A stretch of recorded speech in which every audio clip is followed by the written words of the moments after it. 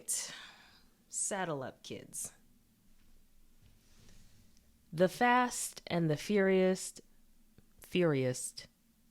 7, direct sequel to Fast 5, but not necessarily 6, whatever that one was called. The 7th installment of the Fast and Furious franchise.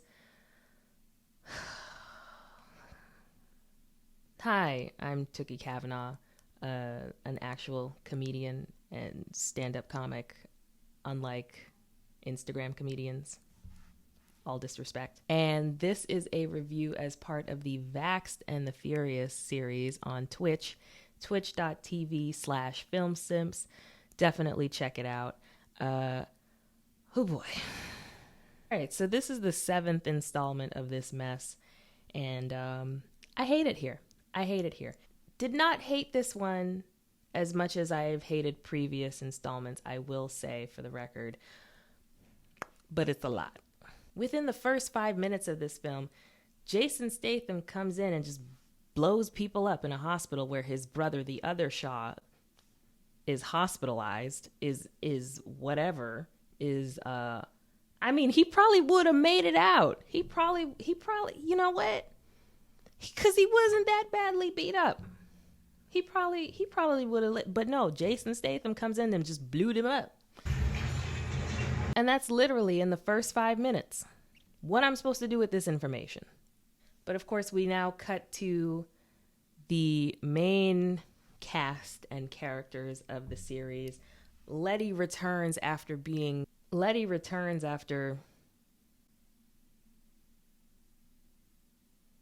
just returns. And this is how they start off this movie. Race wars. We used to come here. Come here. We invented it.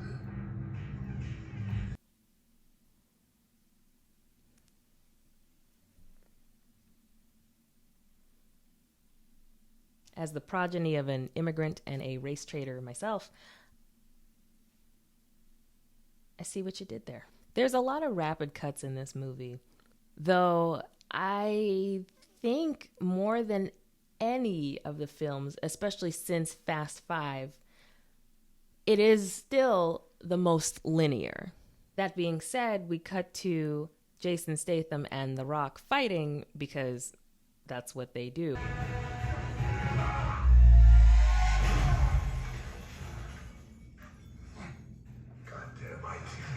Jason Statham and his male pattern baldness showed up at The Rock's office to conduct a data breach, so The Rock beat him up. But as you'd imagine, at the end of this scene, Jason Statham blew everything up. And now Brian's a dad. Cut to Brian O'Connell, whose face was always too symmetrical to be a real cop anyway. And they're showing him as a family man.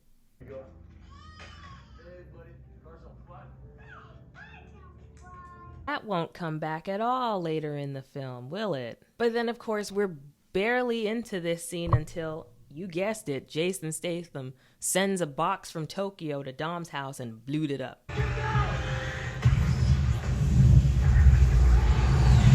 Now The Rock, aka Luke Hobbs in this film, is also a dad. Everyone's a dad. And then, of course, somehow Dom, a convicted then unconvicted felon, manages to fly out to Tokyo. We get a brief glimpse of Boward Woward in this scene where he talks to what's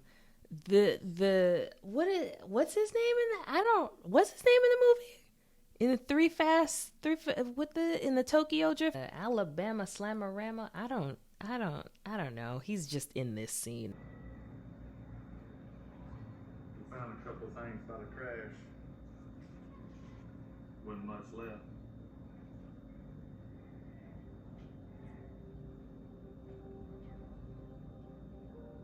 Giselle. Oh, yes. And look at that. Gal Gadot makes her one and only appearance in this final scene, her character's posthumous appearance.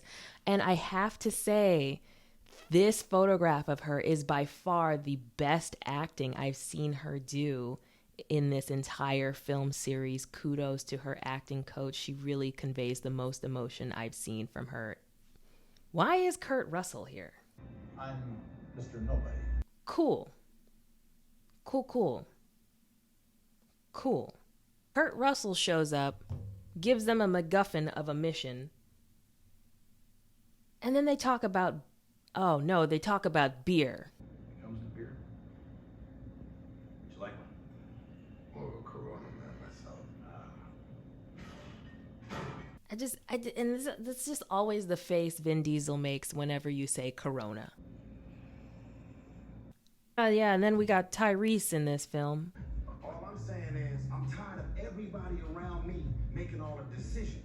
I get a little flack for roasting the other women's acting, but I the men can get these bars too, because Tyrese's entire character motivation in these films is to be loud and black. This time, I leave. Seriously. If I don't start making decisions, I'm out. Oh, they delegate a mission. They delegate a mission. Tyrese has input, and they delegate a mission. This time it ain't just about being fast. What is it about? Then what is it about? What is it about? That's the name of this entire... No, this one's Furious. But the name... It's called Fast and So this next sequence of stunts was actually pretty cool, not gonna lie. I learned that it was, in fact, not CGI'd in and done with practical effects, if that's what that's called. Which is, that's pretty great. Pretty great. Just driving in reverse off a plane.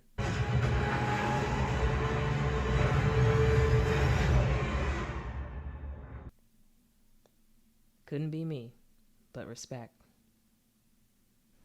Vroom vroom, pew pew pew. Vroom, parachute. Vroom vroom. I like it. Please, man! Get me out of here, somebody! Ah, yeah, Tyrese. No, the trees! Shit. Sit tight, woman, we'll come out for you. This is not the plan! What more do you want from him? What more do you want from me? This next stunt sequence is among my partner's favorites, which you can infer from his reaction, his very real reaction at the end of this scene. Yes. Trevor, you're not allowed to text me during filming. And now it's time to introduce the other villain, because there's two... Why didn't Too Fast, Too Furious have two villains? Anyway, there's two villains. The other villain, a whole Jaimon Hansu.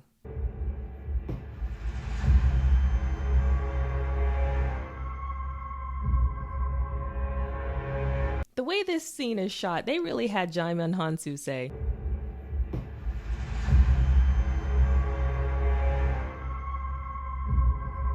and just when I thought I had escaped some of the nonsense in this movie. Everyone's looking for the thrill, but what's real is family.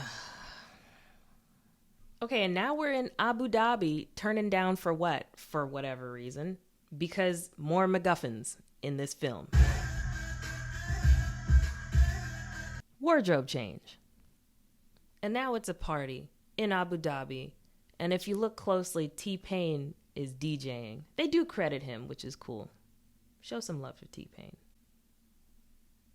T-Pain deserved better. But now we're at some party in Abu Dhabi because, I don't know, reasons. We gotta snatch a microchip from the console of a car. I don't know. Who stores data in a car? But in order to retrieve this item, there has to be a distraction. And that distraction is named Tyrese. It's your birthday, right? Are you Jasmine? No, not the birthday routine. Same, Ludacris. Same. Oh, and here's another fun cameo. because Michelle Rodriguez didn't have all that much to do, so they said, okay, let's make her fight as well. And because they got rid of a Gal Gadot, the wooden acting void that was left in her wake had to be filled. And who better to fill that void than world-class fighter and arboreal American Ronda Rousey? You ain't that charming, bitch. Stiff on screen, now in Arabic. They stole the car with the chip. Vin Diesel and Paul Walker steal the car with the chip. They break into somebody's party and steal a car with the chip. And Jason Statham shoots at them. How do they escape?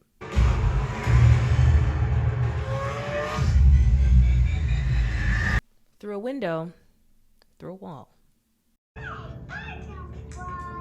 I didn't see that coming.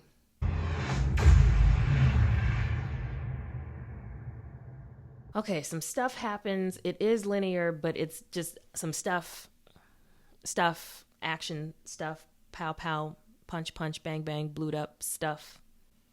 And then we have a confrontation between Jason Statham and Vin Diesel. You ever heard the saying, the enemy of my enemy is my friend? I don't have friends. No. I got family.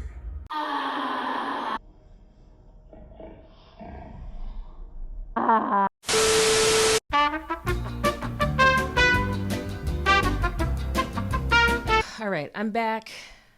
I've calmed down. But the confrontation continues. Dom Toretto pops a wheelie.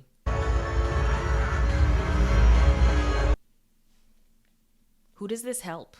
Who does this help? Who does this help? I don't know. Pop wheelie, land on top of other car, vroom vroom, pew pew. Action. And because all that noise is going on outside his hospital room and he can't get his recommended amount of bed rest, The Rock is now activated and joins this film.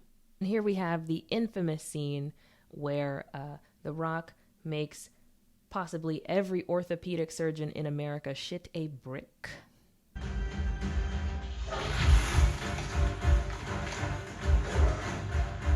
That's not how plaster works at all. Cut back to Jason Statham and Vin Diesel continuing to duke it out because this film is actually linear. And now a newly activated Rock with a battery in his back breaks out of the hospital and wastes your taxpayer dollars by hijacking an ambulance and driving it off a bridge so that a pew-pew thing from a drone hits it and it partially blew up.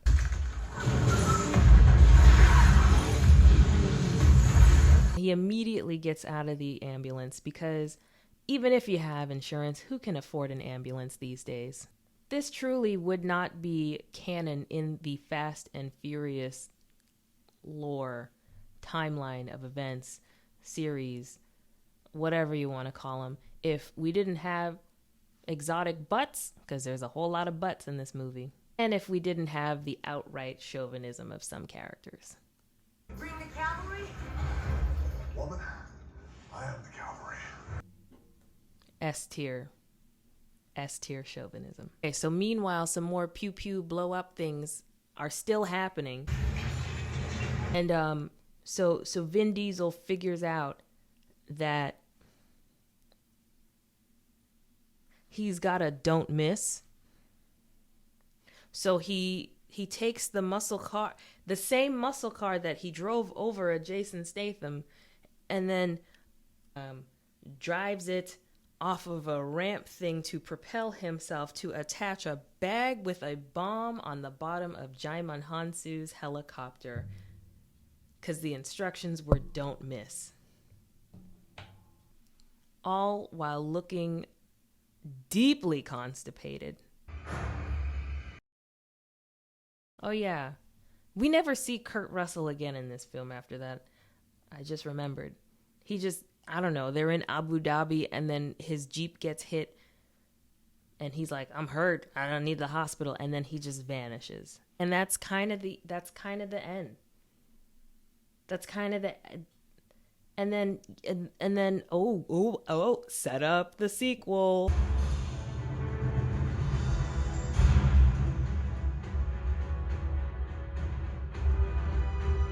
Set up the side story. And that's where it would have ended if it were not for the very tragic passing of Paul Walker while this film was in post-production. And I think the little ending they tacked on at the end, and as well as the dedication, was done very tastefully. The most tastefully done thing in this entire franchise. That's saying something. Most important thing in life will always be the people in this room. Right here. Right now. Salute me, familia. They're going to insert that clip where Dom says that in front of a room full of like half the people who don't make it back into this film series. Not awkward. So that's it. The women's in this film still don't have much to do. It's either Letty remembers again and then beats people up to distract the main actors who need to do the main mission, or Homegirl, who plays Ramsey, just plays Ramsey and gets chased. That's her whole thing. She hacks and she gets chased. If it ain't about the butts or serving as a distraction or a MacGuffin, the women in this film have fuck all to do. Kurt Russell just exists and does a Corona plug. It's a movie. There's actors in it. People get blued up.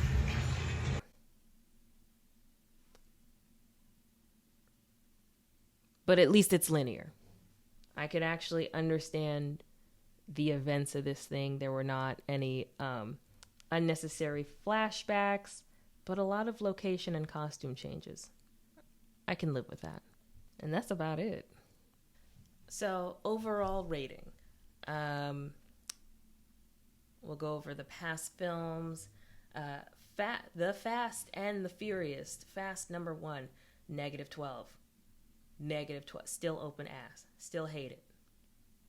Too Fast, Too Furious, 0.03. 3 Fast, Tokyo Drift, -8. Better than the first. 4 Fast. 4 Fast 4? No, just Fast and Furious without thes.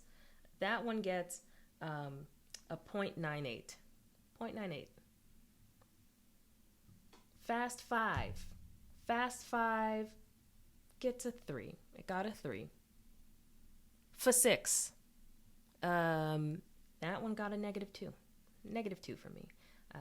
And Furious 7. 3.3. Because that final tribute to the late Paul Walker was heartwarming and tastefully done. 3.3. That's my analysis and review. These movies make me miserable. I don't know what's going on. It's just a bunch of... I'm tired. Be sure to check out the Vaxxed and the Furious on twitch.tv/filmsimps. We are there live every Saturday at 7 p.m. Eastern Standard Time. I don't know how much more of this I can take. How many more are left in these?